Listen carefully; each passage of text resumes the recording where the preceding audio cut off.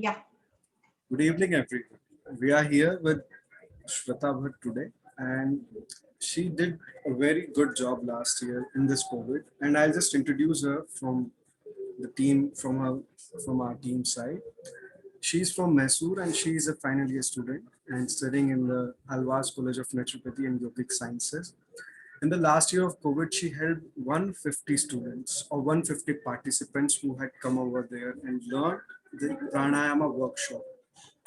And in that process, they have seen tremendous changes throughout the respiratory health. And now this year, she's again coming with me, and she's looking forward to work to create an awareness in this period of second wave of corona pandemic. And she's presented herself in the RGHS also. And with that small introduction, I would like to call her and I would ask her to present and give it the job what she had done last year. Thank you. Thank you, Shwetha.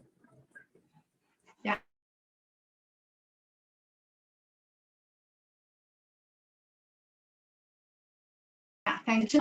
So I say goes, if you do not make time for your wellness now, and later you'll be forced to make time for your illness. So this particular pandemic situation is somewhat similar to this quote. It kind of runs in and around this quote because COVID will not attack a weak person. As all of you are familiar with this word immunity, this COVID process is not an overnight process. It will not just happen just like that. It will not enter human body because the human security system is quite strong to prevent the entry of such foreign body. So if at all it has affected, then that effect will be the side effect of some previous negatives or previous mistakes what we did in maintaining the fitness and health of our cells. So with this brief quote, we will proceed towards today's session. So there are all the different medical systems, they explain about corona in their own ways. They have their own way of presenting the causes, pathology, the management, all these things. So being a naturopathy and yoga student, I would like to throw a light upon how my system is explaining about the present pandemic situation. What is the root cause mechanism for this problem to occur, and what are the simple management and remedies, and of course the preventive measures as well. So to speak about why this COVID or how this COVID affects an individual, according to naturopathy, we need to know about this very simple and basic principle which we follow in naturopathy, that is the principles of Panchamabhuta, the Panchamabhuta theory or the five elemental theory. So I hope most of you are aware of this Panchamabhuta, that is fire, water, air, earth, and wood. So what this theory mainly speaks is the human body as well as the entire universe is comprised of these five elements. So when we are born, these five elements combine together to form this human body. And one day when we die, they again decompose back, they deteriorate, and they go back to their original forms. So this is the whole story in between birth as well as death. So for a human being to work or function in a proper way, or for the entire universe to work in a systematic way, this proper balance between these five elements is very necessary. So the energy levels in all these five elements, if they are in a balanced state, that is what we call as health. So if there's any sorts of imbalance in any one or in all these five elements, then that will result in the pathological condition, which we name it as any disease. So the energy levels of all the five elements should be in a balanced state. Either excess or less, both will result in disease. So in naturopathy, we mainly see whether if these five elements are in balanced state, then that is health. Or if there is an imbalance, and that is disease, and we're supposed to treat that. So this is in brief about five elemental theory. So now the question arises is how can we diagnose this energy levels in these five elements? Like how can we investigate and find out which energy is high or which energy is low? So for that, in naturopathic diagnosis, there are many diagnosis procedures, starting from pulse diagnosis, tongue diagnosis, nail diagnosis, and then naval diagnosis. So the list goes on.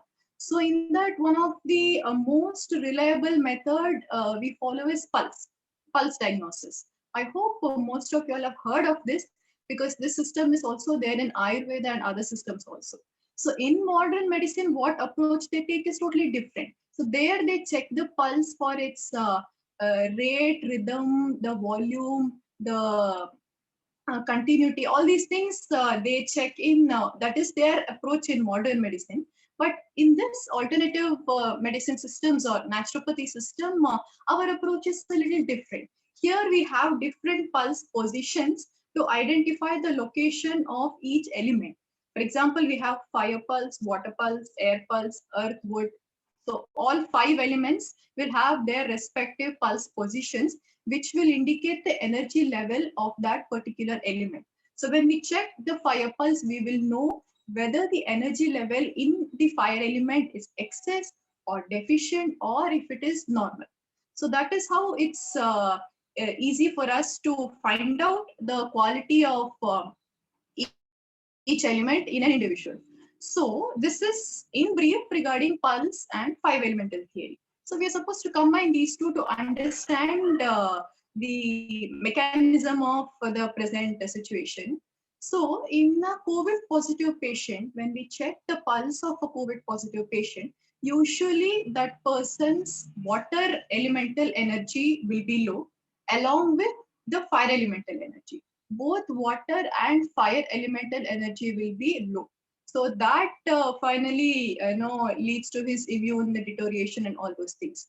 So this five element theory also states that imbalance in water element leads to bacterial infection, imbalance in fire element leads to viral infection, and imbalance in earth element leads to fungal infection.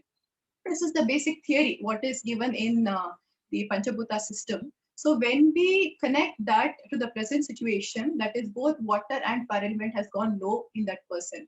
So he will have bacterial infection, and also he will exhibit the clinical symptoms and features of a viral infection. And corona is a virus, as all of us know. So this is the approach we follow in through naturopathy towards the present situation.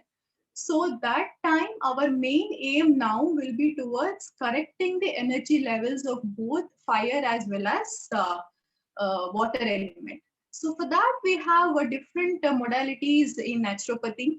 So today I'll be discussing a few of the treatment modalities, which is very helpful in enhancing the problems. So here what happens, water elemental energy goes low. So again, under that, according to five elemental theory, each element have got associated organs in them. So under water element comes kidney, urinary bladder, hormones, spine, bone marrow, all these things, they come under water elemental energy. Okay. So here I mentioned about bone marrow. So when the water elemental energy goes low, bone marrow function will be deteriorated, and bone marrow is the place where the WBC production happens. So when the WBC production is again affected, then that will lead to impaired immunity in our body. So that time our body will open the door for the entry of all sorts of foreign matter. So this is the whole mechanism according to five elemental theory of how our immunity goes low and how it will open the door for the virus to enter in. Again, all these process, it will not happen overnight. It's not one day process, but it might have taken many months or many years priorly to reach this particular state where the immunity goes so low that it will allow anything and everything to enter into the body. So now when we again go back up to the flow chart, again the root cause will come into water elemental imbalance. So for that, we have different modalities. We can go for acupuncture, acupressure, reflexology, diet modifications, yoga, massage. The list is very huge. So today I'll be speaking about few modalities which are easy for us to practice in our home, and at the same time, it's very much effective also. Okay. So first we will speak about acupuncture and acupressure. I hope most of you are aware of what is acupuncture and acupressure. Nowadays it is gaining more importance. So here to speak about few acupuncture points which are beneficial for the present situation.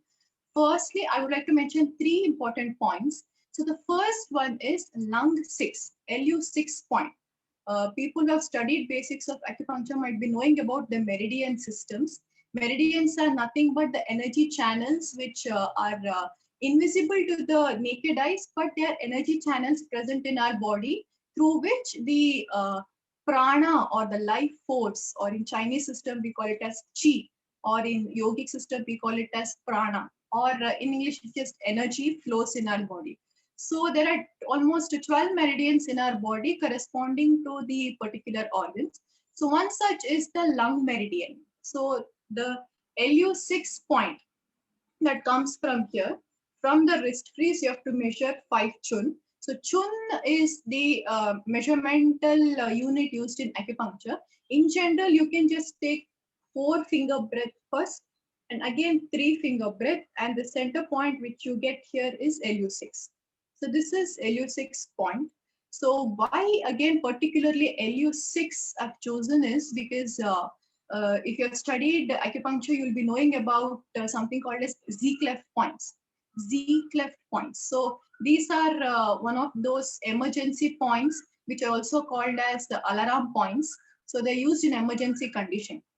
So when you give continuous pressure on both the hands, when you give bilateral, either you press or you needle it with the acupuncture needle.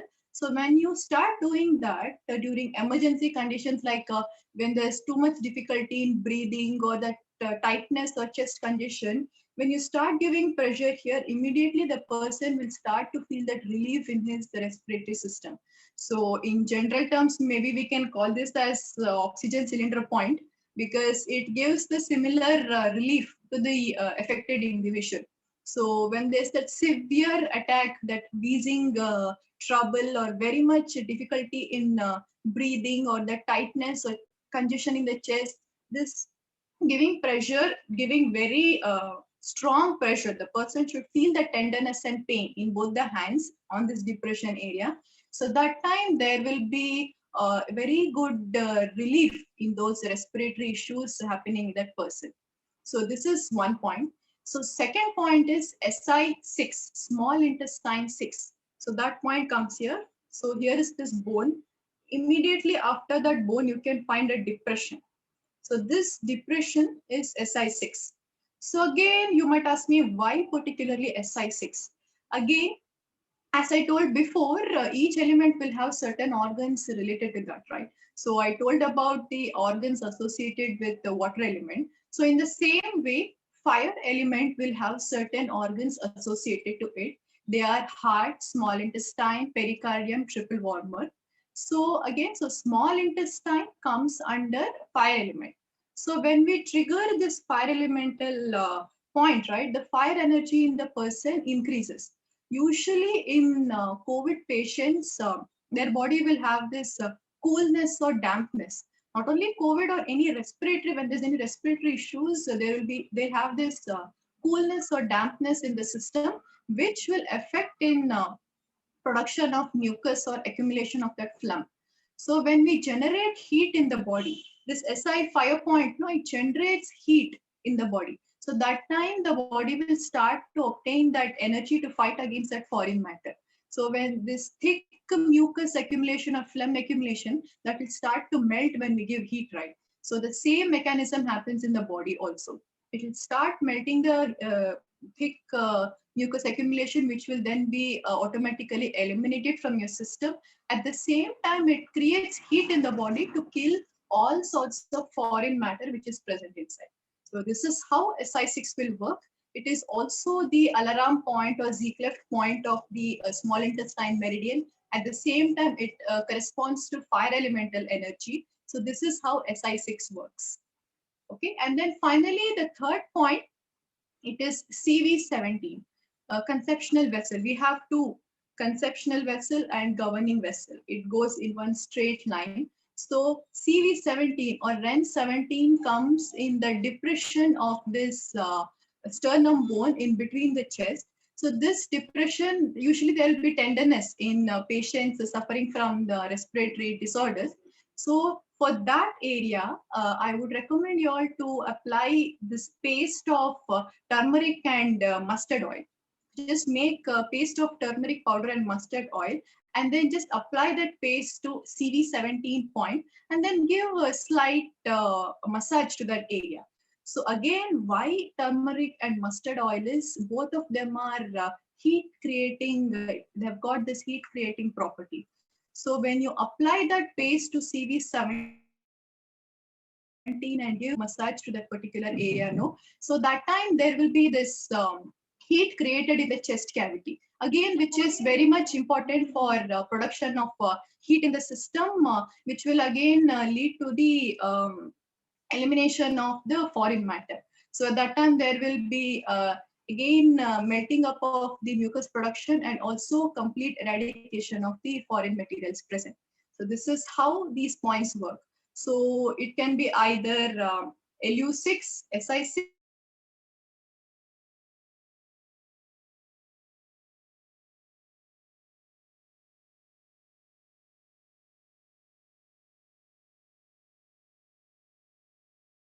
SI6, as I just for 5 minutes every day. Practice this every day, and this will have a great notice in your health also. So this is about acupuncture and acupressure. So next, moving on towards one of the very important practice in naturopathy, that is reflexology. So I think most of you all will be aware of this reflexology. So in general, to just say about it, all the organs in our body will have their corresponding points in both the palms and soles. So in that way, when we take the palm, this point corresponds to the lungs. So center is the heart, and on the either sides it corresponds to both the lungs. So to this area, just take one ajwain leaf. So ajwain leaf, in Kannada we call it as doddi patre soppu. In Tulu we call it sambar badi. So it's actually a very common plant found in most of the Indian households. So it will be quite big. You can Google the name ajwain leaf. So it will have this light minty flavor. That's why we use it in preparing kashayas for common cold and respiratory disorders. So just take that leaf before you sleep at night, place it over this lung area and stick it with sellotape. So when you sleep at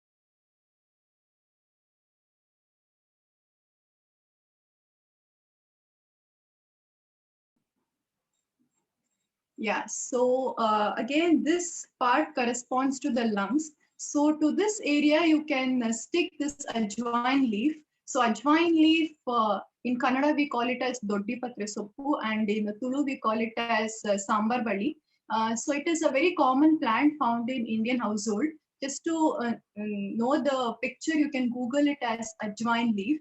So it has got this light minty flavor, and that is why we also add them in kashayas to be given for common cold and cough related things. So every day night before you sleep, to this lung area, just take one big leaf, ajwain leaf, then stick it to this area with sellotape and just give little pressure and just let it sit for the whole night, and morning you can remove. So here again, we are combining two therapies, reflexology and herbology. So the ajwain leaf comes under the categories of herbs, and this is reflexology. So integrated system of medicine always works wonders.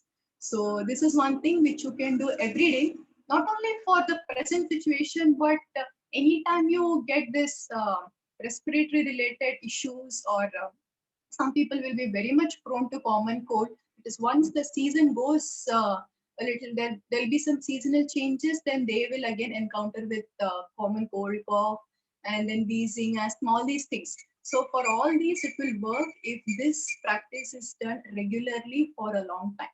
So this is one of the important measures which you can follow. And then we will move on towards next therapy.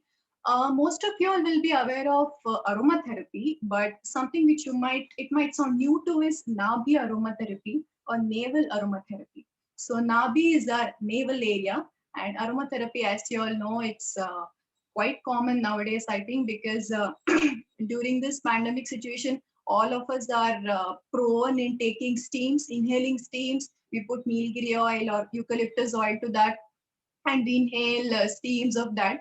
So that is in general aromatherapy, but Nabi aromatherapy is where we connect our navel with the essential oils of aromatherapy. So Nabhi or navel, it is one that part of human body where it has got connections of 72,000 nadis, which we come across in yogic studies. So, and along with that, behind the navel area, in and around the navel area, more than 1,000 microbes live. So when the ecosystem, the micro ecosystem of Nabi is healthy, then that in turn will have great effect on the health of our entire body. So when we apply these essential oils of aromatherapy to navel area, that will kind of give one kickstart to the fire in the Manipura area present in the body. That in turn will stimulate the entire circulation process and also eases out the excretion and elimination process also. So that is how much important Nabi is for we naturopaths. So there are many blends of aroma oils which we applied to the navel. So it could be starting from cold, cough, headache, insomnia, joint pain, backache, any indigestion problem, gastritis, constipation, diarrhea, so many things. So there are different blends for different conditions. So for the present condition, I would be sharing two different blends with you all. So the first one is for 30 ml of olive oil, you're supposed to add 4 drops of eucalyptus essential oil and then again 4 drops of peppermint oil and 2 drops of tea tree oil. So just add all these essential oil drops to 30 ml olive oil bottle. Just shake it and keep it with you. It's better if you keep a dropper bottle. So every day night before sleeping, just apply 3 to 4 drops of this oil directly into your navel area, and then with your index finger just massage it in clockwise or any direction so that just the skin absorbs the oil. So just do that process and uh, follow that for the next maybe few days or few months. So this is one blend. One more blend is again for 30 ml of olive oil, you add 4 drops of eucalyptus oil and then 3 drops of peppermint and then 2 drops of rosemary and 2 drops of lavender oil. So just add these oils, shake it well and keep the bottle next to your bed. Every day night before sleeping, apply 3 to 4 drops of these oil directly into your navel and give slight massage.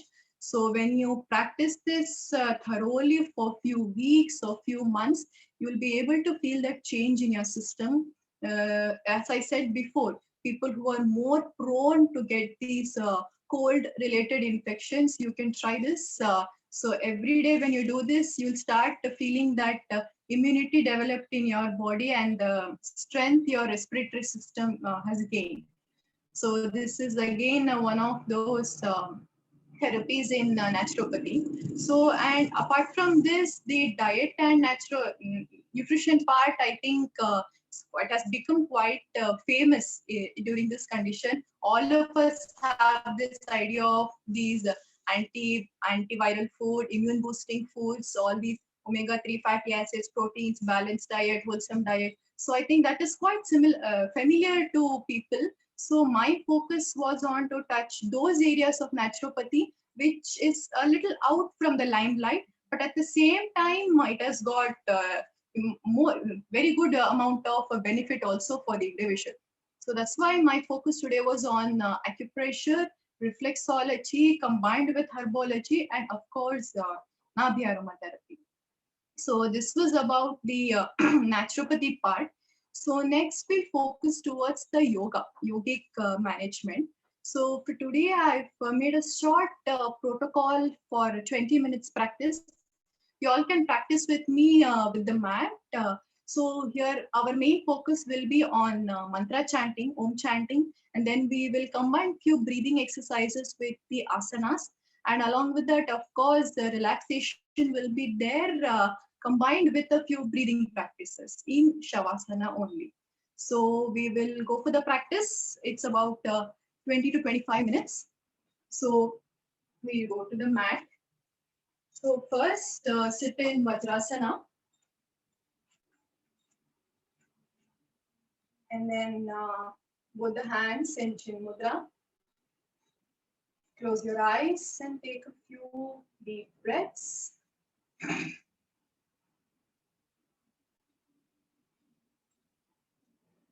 And then we'll move forward towards 3 rounds of Om chanting. Inhale deeply.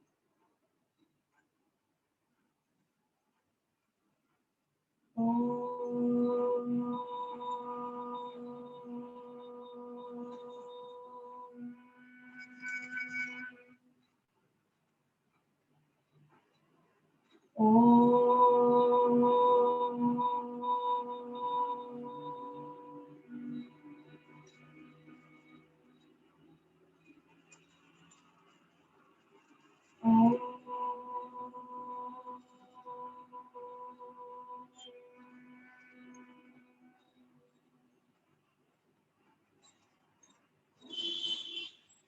Then gently open your eyes and we come to standing sthiti. So first we'll go for a few of the loosening exercises. So it will be a combined approach. We will practice loosening exercise. We'll combine breathing exercises and few asanas in one single order. So I start with the neck movement. You can either tie your hands back or you can support your hips with your hands and then inhale up and exhale down. Inhale and look up, exhale and go down. You can practice this for like 5 to 7 rounds. In today's session, we'll do it for 5 rounds, all the practices. And then we'll go towards right and left. Exhale, bend, inhale, come up. Exhale, bend, inhale, come up.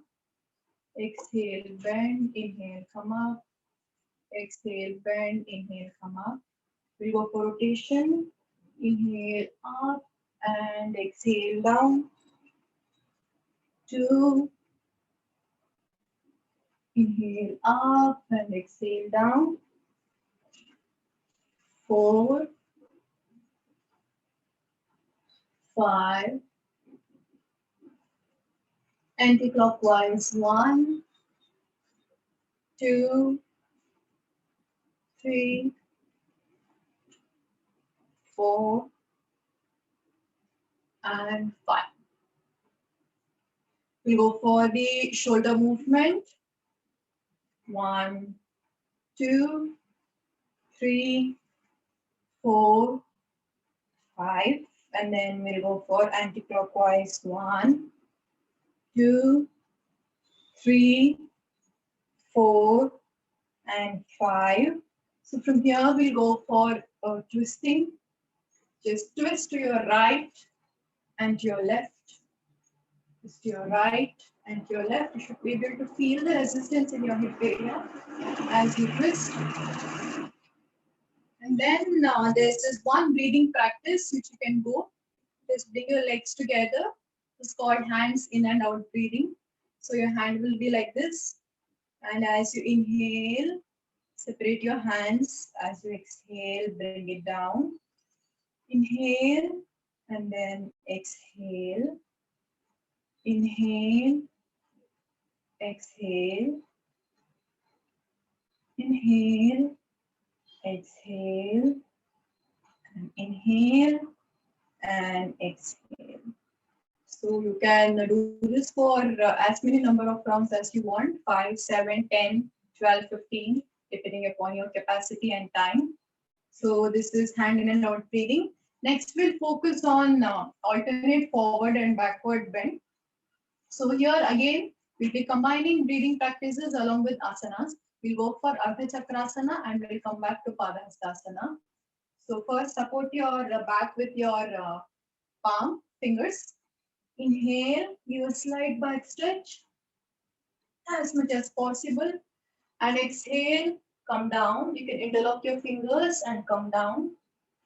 Inhale and go back. Exhale and push it down. As you inhale and you go back now, you will be rolling your shoulders back and you'll be expanding your chest. That will give more space for your lungs to expand when it breathes. So that is the theory behind it. Inhale and exhale. So we'll do it for one more round.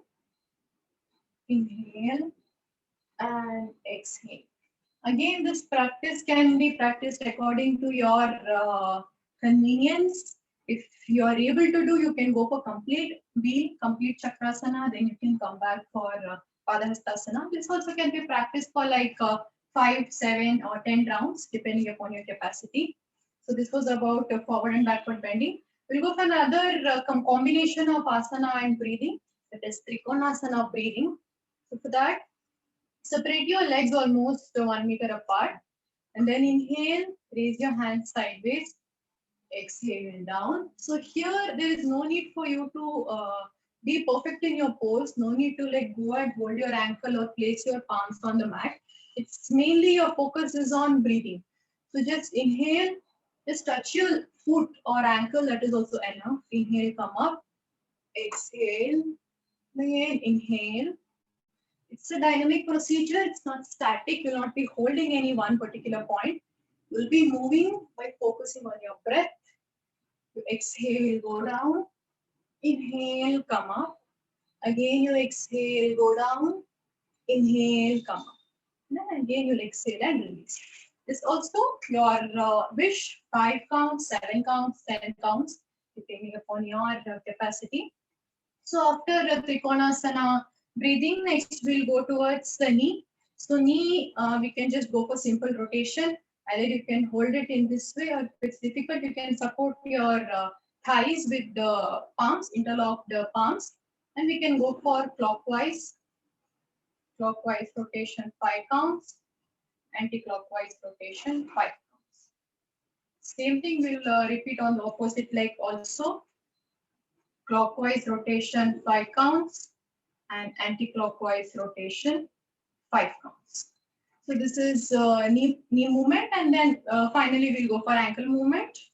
So we'll go for 5 counts of rotation, clockwise, and 5 counts anti-clockwise. Same thing on the opposite leg also, 5 clockwise and 5 anti-clockwise. 3, 4, and 5 again. 1, 2, 3, 4, and 5. So this was in general the loosening of the body. So now we'll directly move towards prone. There are few breathing techniques combined asanas. So for that, first come to Vajrasana. And from here, inhale, raise your hand up, exhale, go down, and then go down to prone. So here, first we'll go for Bhujangasana breathing 1. So place both the palms by the sides of your chest. As you inhale, raise your body only up to your navel. Exhale, go down. Inhale, come up to your navel. Exhale, go down. Again, inhale, come up. Exhale, go down. This is Bhujangasana 1. We'll go for Bhujangasana 2 as well. You'll inhale, come up straight, straighten your elbows, and then roll your shoulders back. Then look up. And as you exhale, slowly you will go down. You inhale, come up straight. Roll your shoulders. When you roll your shoulders, it will expand your chest, which will again give more space for your lungs to breathe. So we'll just do that. Exhale, go down. Inhale, come up. Exhale, go down. It should be very slow as possible. Inhale up because it's breathing movement. And then exhale, go down. So after this, you can relax in any of the relaxative postures. Makarasana is best. Just separate your legs, heels facing each other, interlock your hands, and you can place either your chin or forehead on the hands. So after sufficient relaxation, we'll go for another practice in the same series, that is Dhanurasana breathing. Here you will bend your legs, catch hold of your respective ankles. As you inhale, raise your body up. As you exhale, you will go down. Inhale, raise your entire body up, balance your body on your tummy. Exhale, go down. As you inhale, you will raise your body up. As you exhale, you will come down. Inhale up, exhale down. Inhale up, exhale down. Once you're done, slowly release your legs. Then you can relax in Makarasana. And then you can slowly come up to sitting posture. So this was in prone, the different breathing movements which you can practice. So again, in sitting, we have different series. One is this cat and cow breathing. We call it as Marjaryasana breathing also. So here, you'll come onto your knees and then onto your hands. So this will be the position. So as you inhale, you'll arch your back, look up. As you exhale, you'll hunch your back and look down. Inhale up, exhale down. As you inhale, go up. As you exhale, come down. Inhale up and exhale down.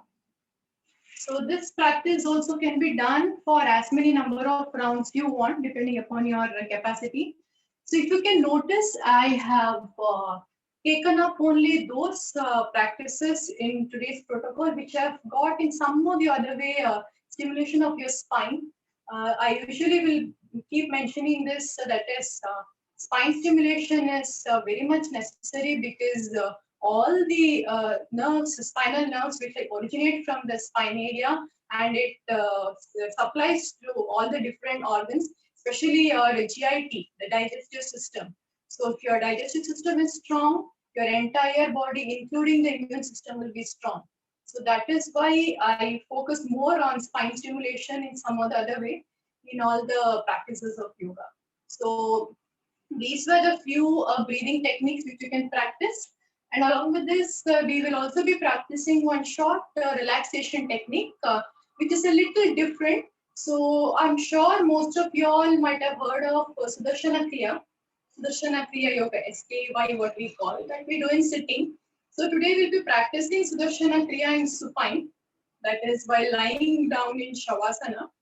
It has got its own benefits and importance, because once you do Sudarshana Kriya in supine, that is you inhale actively as well as exhale actively. So do this. I just show the demo now, and in the supine series also, you inhale in a very forceful way and exhale also in a very forceful way. But you inhale through your nose and you'll exhale through your mouth in this way.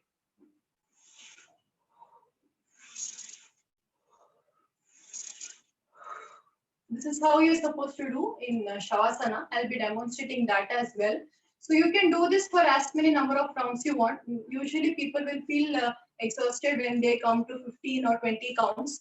So the moment you feel very done, like you can't take inhalation anymore, just stop there and observe yourself for the next few minutes. I'm sure it will be that few minutes of pure silence and bliss in your system. So we will go for that now. So slowly extend your legs in front. And with the support of your elbows, lie down in Shavasana, legs apart, hands apart, palms facing the roof. Close your eyes and observe your breathing, and also observe yourself. Observe the changes in your system after the practice of all these yogic practices. Definitely there will be a rise in your circulation level, sweating. Observe all these changes as you adjust yourself for this relaxation practice.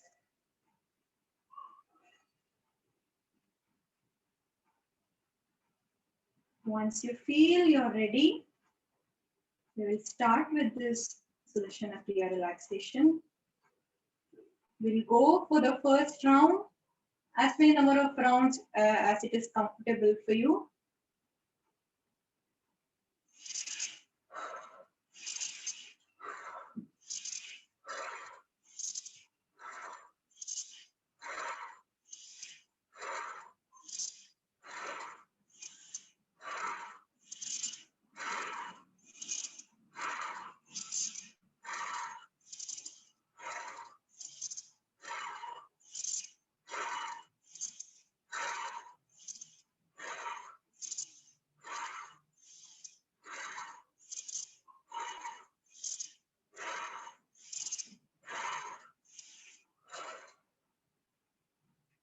The moment you feel tired, just stop the practice.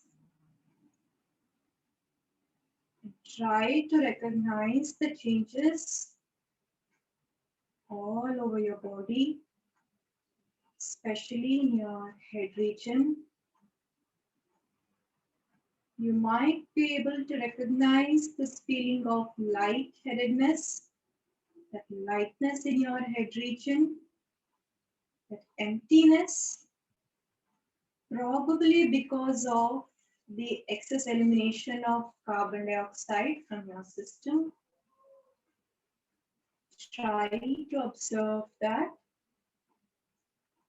At the same time, if you can observe, you will have few seconds of breath retention, which in yogic terms we call as kumbhaka, state of kumbhaka.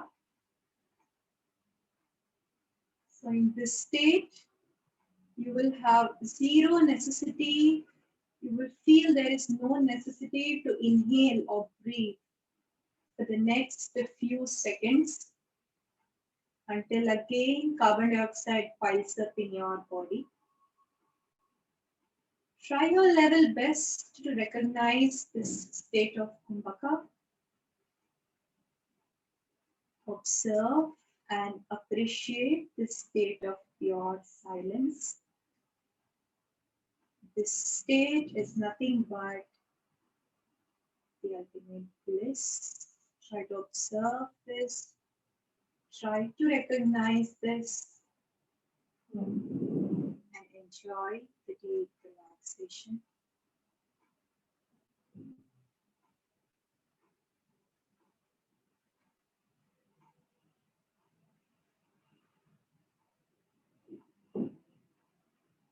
If you feel, you can again go for another round of the same Sudarshana Kriya practice, probably 2 or 3 rounds until you're satisfied. And once you're done with that, slowly come back to your normal body consciousness. Move your toes, fingers, move your neck. Slowly bring your legs together, hands by the sides. Slide your right hand above, left hand on the abdomen. Bend at your left leg, turn towards your right side. Slowly come up to any comfortable sitting position. I opt for Vajrasana this time. Keep your eyes closed, hands in Chin Mudra. And now we'll wind up this session by chanting 3 rounds of Omkara. Join your hands in front of your chest. We'll go for 3 rounds of Omkara. Inhale.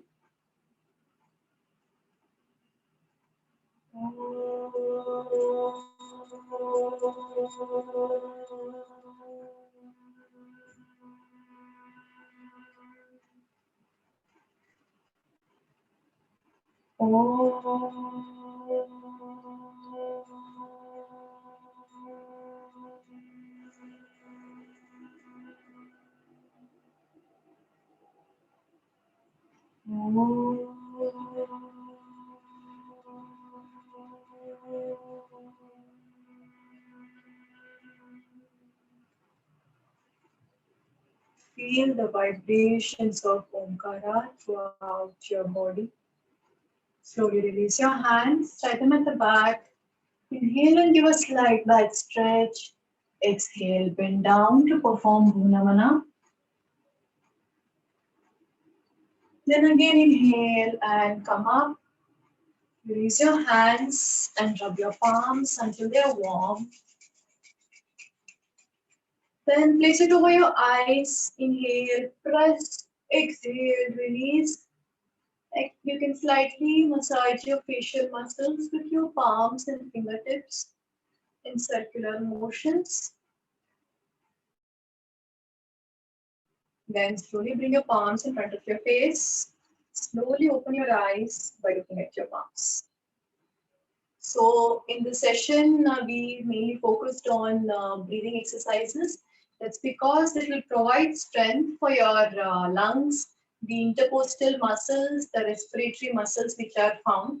And along with this, one more benefit is this mindful breathing. Of course, since birth, all of us are breathing every second of our life, but we'll not be quite aware of that process. It just happens involuntarily, right? So that is where these breathing techniques and pranayamas and of course the Sudarshana Kriya related relaxation technique comes into hand. So when you do this mindful breathing, it again releases all these stress, anxiety, all these mental afflictions from your system. As the golden rule of yoga says, your physical body always follows your mental body. So if you make your make this mental fitness as your goal, once your mental body is fit, and as a very sweet and positive side effect, even your physical body automatically comes into this healthy path. You need not force it, but it automatically comes into this path of good lifestyle, fitness, and health. So that is how we balance both our physical aspect as well as the mental aspect of the body. So I tried my level best to put some light towards how my system sees this pandemic situation, how it is caused, what is the mechanism of how it actually happens in the root cause level, and how we can use different naturopathy remedies as well as yogic therapies to treat as well as prevent the future complications. Because one very beneficial aspect of our system is we have no other negative effects. When you practice these therapies, either you get very good results or you remain where you are and you will never deteriorate back.